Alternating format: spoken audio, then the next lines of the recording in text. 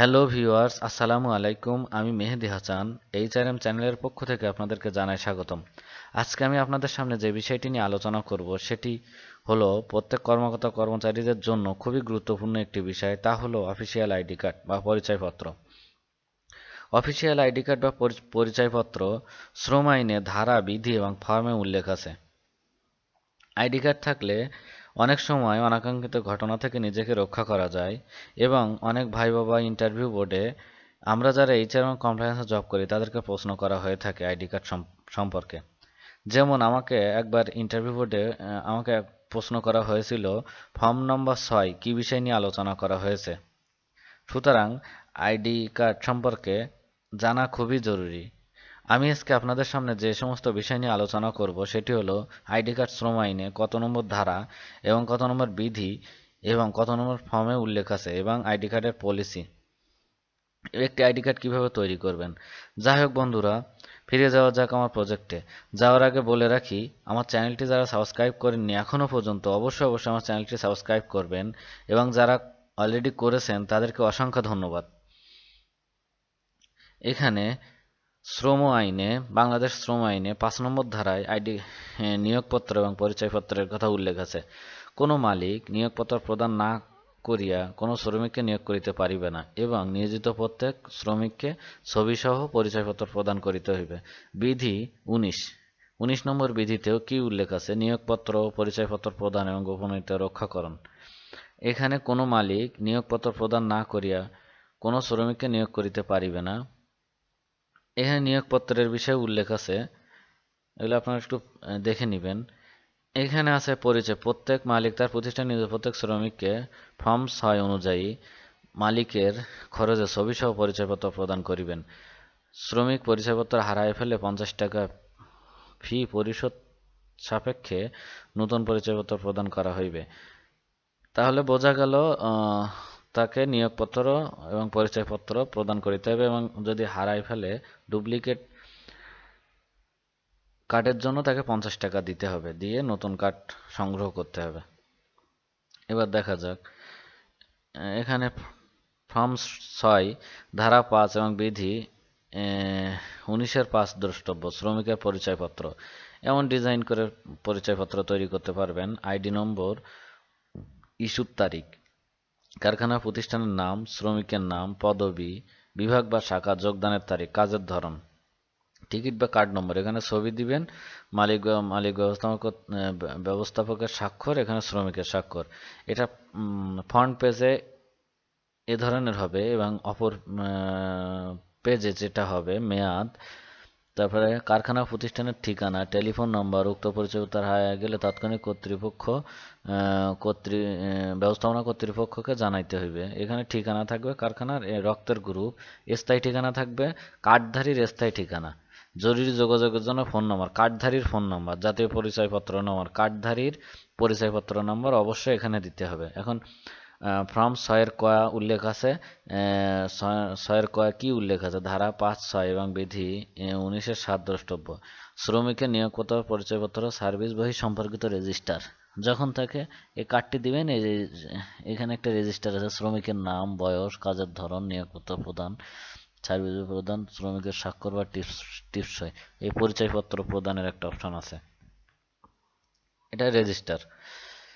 ফ্যাক্টরিতে পরিচয়পত্র পরিধান করুন, এমন একটা দিক নির্দেশনা থাকতে পারে গেটে কিংবা বিভিন্ন জায়গায়।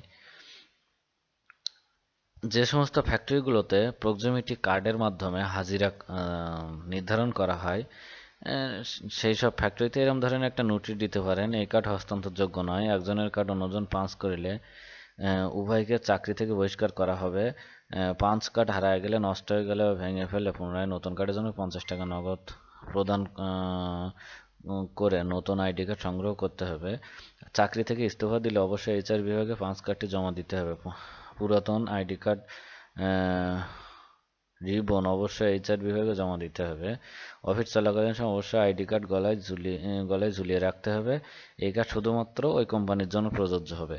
এইচআর বিভাগে একটা দিক নির্দেশনা থাকতে পারে, কিন্তু বর্তমান সময়ে দেখা যায় যে ফিঙ্গারিং এবং ফেস এর মাধ্যমে হাজিরা নির্ধারণ করা হয়। যদি কোনো ফ্যাক্টরিতে প্রক্সিমিটি কার্ড থাকে, এরকম একটা নোটিশ আপনারা নোটিশ বোর্ড বা বিভিন্ন জায়গায় টানিয়ে দিতে পারেন। একটা কার্ডের ডিজাইন শ্রম আইন অনুযায়ী এভাবে আপনারা তৈরি করতে পারেন। শ্রম আইনের না সরি আইডি কার্ডের পলিসি, এখানে টাইটেল, রেফারেন্স, ইফেক্টিভ ডেট এবং রিজার্ভেশন ডেট, ভার্সন নম্বর কত, documented by HR compliance bank, নীতি। এই ব্যবস্থাপনা কর্তৃপক্ষ কারখানা কর্মরত সকলের পরিচয়পত্র আইডি কার্ড প্রদানের ক্ষেত্রে ইপিজেড শ্রম অধ্যাদেশ এবং বাংলাদেশ শ্রম আইন কোম্পানি নীতি মেনে চলে। তবে অনেক ক্ষেত্রে কারখানা ক্রেতাদের আচরণবিধি সহ নিজস্ব নিয়ম নীতি মানা হয় যা কোনোভাবে শ্রম আইন বা নিয়ম নীতির পরিপন্থী নয়। উদ্দেশ্য: কারখানা কর্মরত সকল কর্মীদের আইডি কার্ড প্রদানে নিশ্চিত করে কারখানার নিরাপত্তা সঠিক রাখা, সেই সাথে রাষ্ট্রীয় ও আন্তর্জাতিক আইন মেনে চলা। এখানে পদ্ধতি 3 ক পরিচয়পত্র প্রদান। মানব সম্পদ বিভাগ কর্তৃক নিয়োগ প্রক্রিয়া সম্পন্ন হলে ছবি সহ আইডি কার্ড ইস্যু করা হয়। আইডি কার্ড করার ক্ষেত্রে একটি রেজিস্টার খাতা বা লিপিবদ্ধ করা হয়। রেজিস্টার খাতা আইডি কার্ড গ্রহণকারী বা প্রদানকারী স্বাক্ষর নেওয়া হয়। আইডি কার্ড হারানো গেলে করণীয়। এখানে 3 খ আইডি কার্ড হারানো গেলে প্রথমে সিকিউরিটি বিভাগকে অবহিত করা হয় এবং সিকিউরিটি বিভাগ হতে একটি অস্থায়ী আইডি কার্ড দেওয়া হয়। সিকিউরিটি বিভাগ কর্তৃক আইডি কার্ড হারিয়ে সেই মর্মে একটি দরখাস্ত নেওয়া হয়। দরখাস্তটি এইচআর বিভাগে জমা দেওয়ার পর একটি নতুন আইডি কার্ড প্রদান করা হয় এবং একটি রেজিস্টার খাতায় লিপিবদ্ধ করা হয়। অস্থায়ী আইডি কার্ড গ্রহণ করে তবেই নতুন আইডি কার্ড প্রদান করা হয়। নতুন আইডি কার্ড প্রদান করার ক্ষেত্রে কোনো 3 আইডি কার্ড জমা বা ফেরত। প্রত্যেক শ্রমিক বা কর্মচারীদেরকে চাকরি ছেড়ে যাওয়ার সময় অনসম্মত বিভাগে আইডি কার্ড জমা দিতে হবে। যদি কেউ আইডি কার্ড জমা দিয়ে না যায় তাহলে একটি তালিকা তৈরি করে সিকিউরিটি বিভাগকে অবহিত করতে হবে। সিকিউরিটি বিভাগ নোটিশ বোর্ডের ছবি সহ তালিকা তৈরি করে লাগাতে হবে। প্রয়োজনে থানায় জেনারেল ডায়েরি করতে হয়। কোম্পানি কর্তৃপক্ষ এই নীতি নতুন নিয়োগপ্রাপ্ত কর্মরত সকল শ্রমিককে জানিয়ে দেওয়া হয় এবং কোম্পানি কর্তৃপক্ষ নীতিটি বছরে একবার পর্যালোচনা, মূল্যায়ন, প্রয়োজনে পরিমার্জন বা সংশোধন করেন।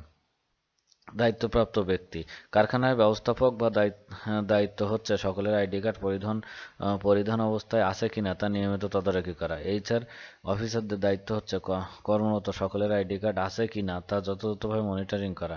এইচআর কমপ্লায়েন্স কর্মকর্তার দায়িত্ব হচ্ছে উল্লেখিত পলিসি সম্পর্কে সকলকে অবহিত করা। ব্যবস্থাপক এইচআর ও ব্যবস্থাপক কমপ্লায়েন্সের দায়িত্ব হচ্ছে উল্লেখিত পলিসি সঠিক বাস্তবায়ন হচ্ছে কিনা তদারকি করা। চেয়ারম্যান বা কোম্পানির নির্ধারিত দায়িত্বপ্রাপ্ত ব্যক্তি সিইও পরিচয়পত্র প্রদান নীতি আইডি কার্ড ঘোষণা করেন। সিইও অথবা যে দায়িত্বপ্রাপ্ত থাকবে এখানে প্রযোজ্য। এখানে কোম্পানির নাম, এর শিক্ষাধীন অস্থায়ী বা স্থায়ী ভিত্তিতে কর্মকর্তা সকল কর্মচারীদের জন্য প্রযোজ্য হবে। রেফারেন্স, এখানে রেফারেন্সগুলো আছে, একটু দেখে নেবেন।